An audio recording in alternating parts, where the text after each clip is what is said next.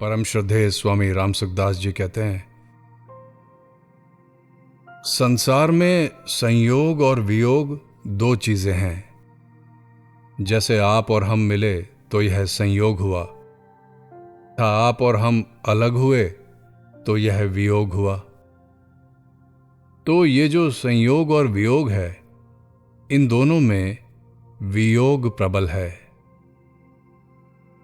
तात्पर्य यह है कि संयोग होगा कि नहीं होगा इसका तो पता नहीं, पर वियोग जरूर होगा, ये पक्की बात है। जिसका वियोग हो जाए उसका फिर संयोग होगा, यह निश्चित नहीं है। पर जिसका संयोग हुआ है उसका वियोग होगा, यह निश्चित है। इससे यह सिद्ध होता है कि जितने भी संयोग हैं सब वियोग में जा रहे हैं। प्रत्येक संयोग का वियोग हो रहा है, यह सबके अनुभव की बात है। अब इसमें बुद्धिमानी की बात यह है कि जिसका वियोग अवश्यंभावी है उसके वियोग को हम अभी वर्तमान में ही मान लें। फिर मुक्ति, तत्वज्ञान, बोध अपने आप हो जाएगा। कितनी सरल बात है। शरीर, इंद्रियां, मन, बुद्धि, प्राण, मैंपन सबका एक दिन वियोग हो जाएगा। आप इनके वियोग का अनुभव वर्तमान में ही कर लें। प्रत्येक संयोग वियोग में बदल जाता है, इसलिए वास्तव में वियोग ही है, संयोग है ही नहीं। संयोग रूपी लकड़ी निरंतर वियोग रूपी आग में जल रही है। जीव का वास्तविक संबंध परमात्मा के साथ है, जिसे योग कहते हैं। इसका कभी वियोग नहीं होता। वस्तुतः परमात्मा से जीवन का वियोग कभी हुआ ही नहीं। जीव केवल परमात्मा से विमुख हो जाता है। मनुष्य का संसार से संयोग होता है, योग नहीं होता। संयोग का तो वियोग हो जाता है, पर योग सदा रहता है। जैसे यहां हम 2 महीने के लिए आए हैं, अब 15-20 दिन गुजर गए, तो क्या अब भी 2 महीने हैं? ये 15-20 दिन वियुक्त हो गए, हम इनसे अलग हो गए और अलग हो ही रहे हैं। एक दिन पूरा वियोग हो जाएगा।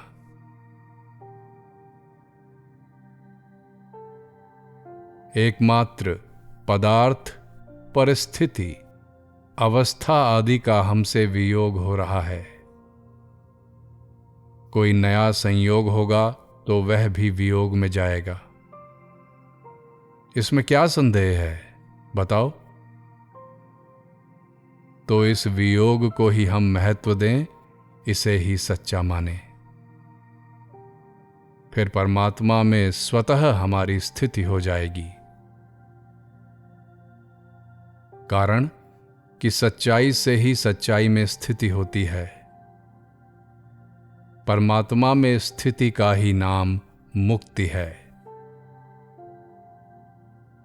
जो अवश्यंभावी है, अर्थात जिसका होना निश्चित है, उस वियोग को पहले ही स्वीकार कर लें, तो फिर अंत में रोना नहीं पड़ेगा। मन पचितै है अवसर बीते, अंतहु तो ही तजेंगे पामर, तू ना तजय अभीते। विनय पत्रिका। वर्तमान में ही वियोग को स्वीकार कर लेना योग है।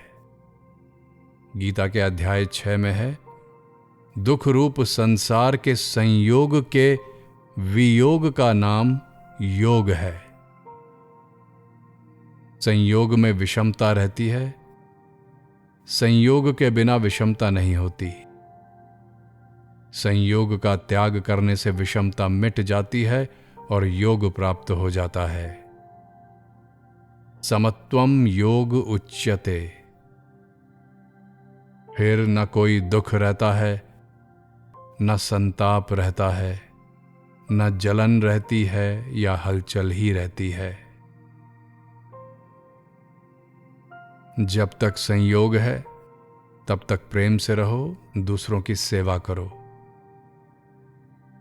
सबसे हिलमिल चालिए नदी नाव संजोग। जितना बन सके सेवा कर दो। बदले में किसी वस्तु की आशा मत रखो। जिनसे वियोग ही होगा उसकी आशा रखे ही क्यों। माता पिता, स्त्री, पुत्र, भाई, बंधु आदि जितने भी हैं, उन सब से एक दिन वियोग होगा। उनसे अच्छे से अच्छा व्यवहार कर दें। मन की यह गलत भावना निकाल दें कि वे बने रहेंगे। जो मिला हुआ है वह सब जा रहा है, फिर और मिलने की आशा क्यों रखें। और मिलेगा कि नहीं मिलेगा इसका पूरा पता नहीं, पर मिल जाए तो रहेगा नहीं इसका पूरा पता है। फिर उसके मिलने की इच्छा करके व्यर्थ अपनी बेइज्जती क्यों करें। राग, द्वेष, हर्ष, शोक आदि भी रहते नहीं, अपितु जा ही रहे हैं।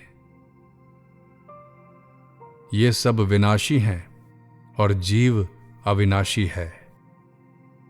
ईश्वर अंश, जीव अविनाशी। विनाशी का संग छोड़ना मुक्ति है और अविनाशी में स्थित होना भक्ति है। विनाशी का वियोग हो ही रहा है। इस वियोग को अभी स्वीकार कर लें, फिर मुक्ति और भक्ति दोनों स्वतः सिद्ध हैं। हम सबके अनुभव की बात है कि जब हमें गहरी नींद आती है तब कुछ भी याद नहीं रहता। रुपए, पदार्थ, कुटुंब, जमीन, मकान आदि कुछ भी याद नहीं रहता। ऐसी स्थिति में हमें कोई दुख होता है क्या? गहरी नींद में किसी भी प्राणी या पदार्थ का संबंध न रहने पर भी हमें दुख नहीं होता, बल्कि सुख ही होता है। इससे सिद्ध हुआ कि संसार के संबंध से सुख नहीं होता। अभी आप सोचते हैं कि हमें धन मिल जाए, ऊंचा पद मिल जाए, मान बड़ाई मिल जाए, भोग मिल जाए, आराम मिल जाए तो हम सुखी हो जाएंगे। विचार करें कि जब गहरी नींद में किसी भी प्राणी पदार्थ से संबंध न रहने पर भी दुख नहीं होता और सुख होता है, तब इन वस्तुओं की प्राप्ति से सुख मिल जाएगा क्या? इस बात पर गहरा विचार करें। जागृत की वस्तु स्वप्न में और स्वप्न की वस्तु सुषुप्ति में नहीं रहती। तात्पर्य है कि जागृत और स्वप्न की वस्तुओं के बिना भी हम रहते हैं। इससे सिद्ध ये हुआ कि वस्तुओं के बिना भी हम सुखपूर्वक रह सकते हैं। अर्थात हमारा रहना वस्तु, अवस्था आदि के आश्रित नहीं है।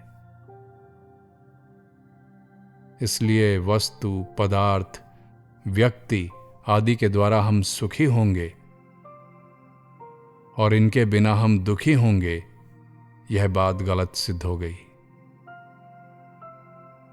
जागृत में भी हम अनेक पदार्थों के बिना रहते हैं, पर सुषुप्ति में तो संपूर्ण पदार्थों के बिना हम रहते हैं और उससे हमें शक्ति मिलती है। अच्छी गहरी नींद आने पर स्वास्थ्य अच्छा होता है और जगने पर व्यवहार अच्छा होता है। नींद के बिना मनुष्य का जीना कठिन है। नींद लिए बिना चैन नहीं पड़ता। इससे सिद्ध हुआ कि संपूर्ण वस्तुओं के अभाव के बिना हम रह नहीं सकते। वस्तुओं का अभाव बहुत आवश्यक है। अतः अनुभव के आधार पर हमारी यह मान्यता गलत सिद्ध हो गई कि धन, संपत्ति, कुटुंब आदि मिलने से ही हम सुखी होंगे और उनके बिना रह नहीं सकेंगे। सुषुप्ति में वस्तुओं के बिना भी हम जीते हैं। जीते ही नहीं, सुखी भी होते हैं। और शरीर, इंद्रियों, मन, बुद्धि सब में ताजगी भी आती है।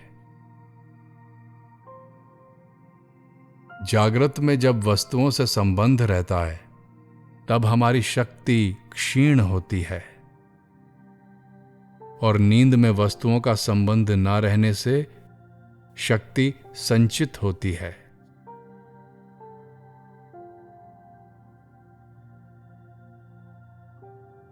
वस्तुओं के संबंध विच्छेद के बिना और नींद में क्या होता है?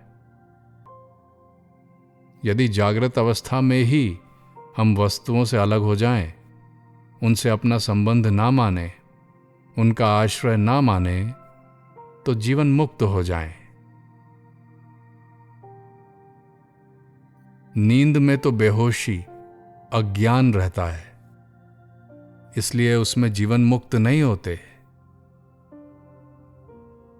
संपूर्ण वस्तुओं से संबंध विच्छेद होना मुक्ति है। मुक्ति में जो आनंद है वह बंधन में नहीं है। मुक्ति में आनंद होता है वस्तुओं से संबंध छूटने से।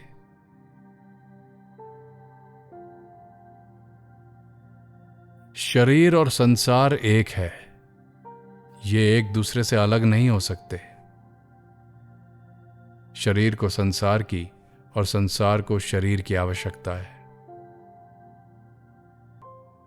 पर हम स्वयं आत्मा शरीर से अलग हैं और शरीर के बिना भी रहती ही हैं।